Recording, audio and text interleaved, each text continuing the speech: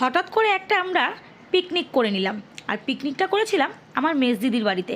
আর দিনটা ছিল গত রবিবার 18ই জানুয়ারি।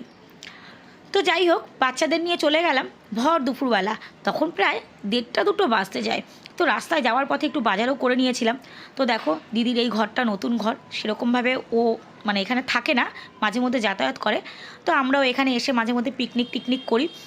তো প্রথমে এসেই ঘরদোর একটু পরিষ্কার করে নিলাম, যেহেতু অনেক দিন পরেই বাড়িতে এসছি। ওর এখানে সব কিছুই আছে রাখা, আমরা এসে রান্নাবান্না করে খাই। তো আবার চলে আসলাম বাচ্চা কাচ্চা নিয়ে এখানে আনন্দ করতে। তো দেখতেই পাচ্ছ, বাজার করে নিয়ে ঢুকেছি, ঘরদোর পরিষ্কার করে দিদি, আমি, জামাইবু সবাই বসে গেলাম চায়ের আড্ডায়। চা না খেলে তো রান্না করতে পারবো না। আর যাদের চায়ের নেশা তারা তো চা খাবেই। তো আমাদের ভীষণ চায়ের নেশা। আগে চাটা খেয়ে তারপরে বসে গেলাম রান্নায়। নিয়ে এসেছিলাম পাবদা মাছ, একদম শর্টে ভর দুপুরবেলা রান্না করে নিলাম। সর্ষে বাটা দিয়ে পাবদা মাছের ঝোল, দারুণ খাওয়া দাওয়া হলো।